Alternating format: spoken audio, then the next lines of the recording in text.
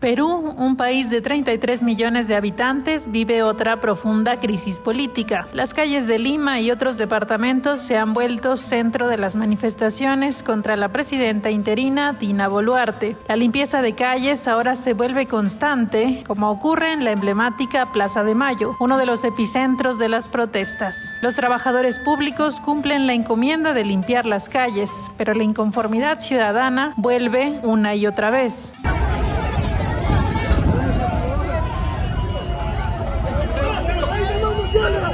Fue uno de los heridos de bala de acá de Barrio Chino, Villacurí. Bueno, yo salí a ayudar a mis compatriotas, a mis amigos, a mis hermanos que estaban ahí agonizando con la bomba lacrimógena. Prácticamente yo salí llevando agua.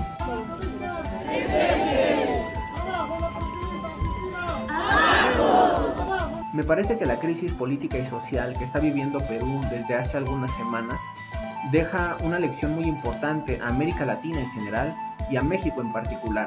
Y es una lección que tiene que ver con la necesidad de atender las demandas de los sectores populares que durante todos los años de modelo neoliberal fueron marginados, que fueron dejados a un lado y cuyos derechos fundamentales les fueron negados durante muchos años. Las protestas están siendo organizadas pues de manera bastante espontánea.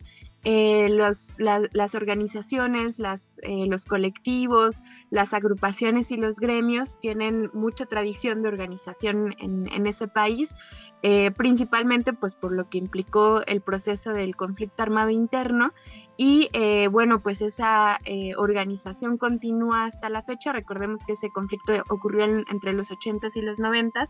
En la actualidad esas formas de organización de la población peruana continúan, sin embargo no están muy coordinadas entre sí, sino que más bien cada sector, cada gremio, cada organización se va autoconvocando. La actual presidenta interina, Dina Boluarte, llegó al cargo nombrada por el Congreso apenas el 7 de diciembre de 2022, tras la destitución y encarcelamiento de Pedro Castillo, entonces presidente de la República. A 3 días de su ascenso al poder, se iniciaron las protestas sociales exigiendo su renuncia y la realización de elecciones generales este año. Las movilizaciones populares que estamos viendo en Perú evidentemente son una manifestación de un descontento popular que existe desde hace muchos años, pero que precisamente se evidenció de manera política con la llegada de Pedro Castillo a la presidencia. Pedro Castillo llegó como una expresión de este gran descontento que existe en la sociedad peruana en contra de una élite política a la que ven muy lejana, a la que ven totalmente separada de los intereses y de las demandas de las clases populares, y por lo tanto la llegada de Pedro Castillo significó una esperanza de que podía haber un cambio.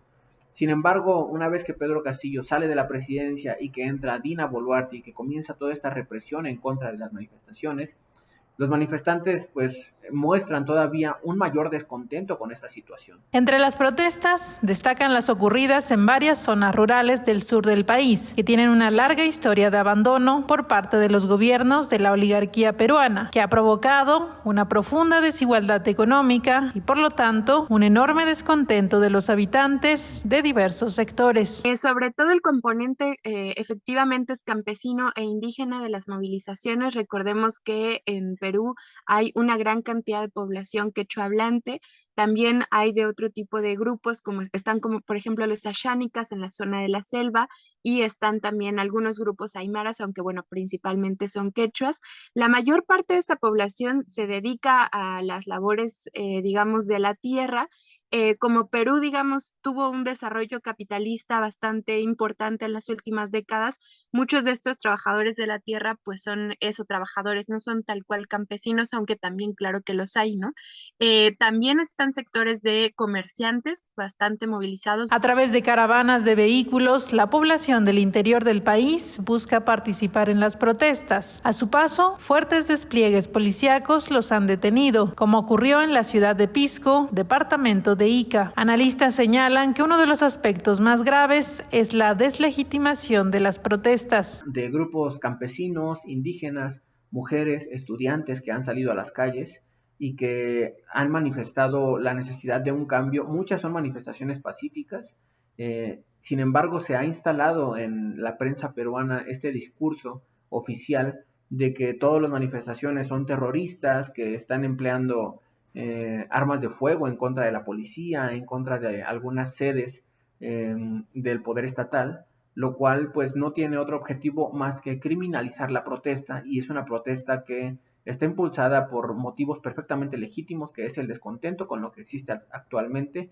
y el llamado para que haya una refundación política de Perú. Puno es otra de las localidades donde la dimensión de las protestas ha derivado en estado de excepción. Sin embargo, sus habitantes siguen fuertemente movilizados. Sin embargo, lo que se ha podido observar en Puno es justamente que, bueno, hay que recordar que Puno está al sur del país, es un sector que también está compuesto de manera importante por campesinos y por grupos indígenas, y bueno, estos sectores han reclamado que históricamente han sido olvidados por el Estado peruano, ¿no?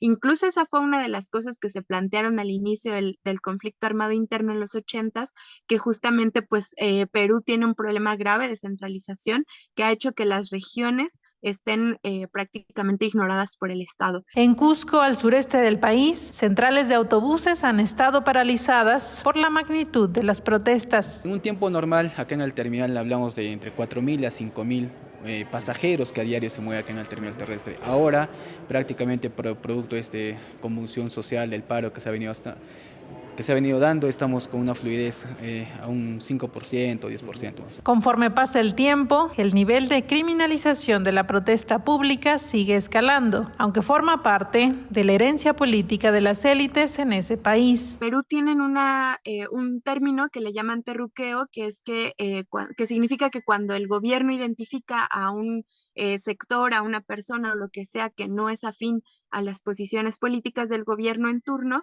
le llaman automáticamente terrorista. Además de eso, claro que hay una persecución política que incluso ha llegado a niveles de lo judicial, ¿no? Hablaba hace un momento el Frente de Defensa del Pueblo de Ayacucho, que es una organización bastante amplia, fundada en 1966, y los dirigentes, los principales dirigentes del Frente de Defensa del Pueblo de Ayacucho fueron detenidos el pasado 13 de enero. Se los llevaron al cuartel militar de Los Cabitos, que además que está muy cerca del centro de Huamanga, que es la capital de Ayacucho. El argumento de la fiscalía es que como ellos exigen nueva constitución, eso es una consigna terrorista. Observadores y analistas en la región no ven una salida en el corto plazo. La única salida que puede haber es el llamado a elecciones inmediato, pero justamente hay varios sectores del Congreso que conspiran en Perú para eso, los sectores más radicales de izquierda como Perú Libre y los sectores más de derecha que están atrincherados, ¿no? Porque también son cargos muy bien pagos, que no tienen posibilidad de reelección, y también lo que le da una densidad tremenda a la crisis es que Dina Boluarte fue electa con la fórmula de Castillo para hacer una asamblea constituyente y reformas progresistas, pero ella dijo que si lo sacaban a Castillo iba a renunciar también, pero no solo no renunció, sino que se quedó con el apoyo de la derecha más represiva y las Fuerzas Armadas, traicionando el programa por el cual había sido electa. Sin embargo, las protestas en Perú también están dejando una enorme enseñanza a toda América Latina ante la inacción de los supuestos organismos regionales o mundiales. OEA, que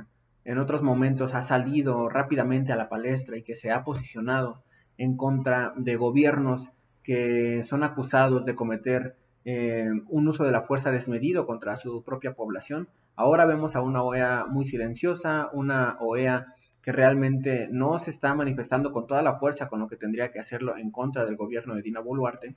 Y asimismo vemos a otros organismos que normalmente se pronuncian en contra de lo que está pasando en América Latina, como la Unión Europea, por ejemplo, o incluso el gobierno de Estados Unidos, que me parece que en el escenario internacional sí puede haber mayor presión. En concreto, los países de América Latina, pensando, por ejemplo, en Lula, en Brasil, que es una voz muy fuerte, sí puede hacer un cambio importante al posicionarse a favor de los protestantes, a favor de las manifestaciones y en contra de esta represión policial, que no tiene otro objetivo más que acallar a todas estas expresiones de descontento que están buscando una transformación estructural del país. Las consignas detrás de las protestas son claras: renuncia de la presidenta Dina Boluarte, cierre del Congreso, adelanto de elecciones generales y convocatoria de una asamblea constituyente. Para Canal 6 Televisión, Francis Martínez.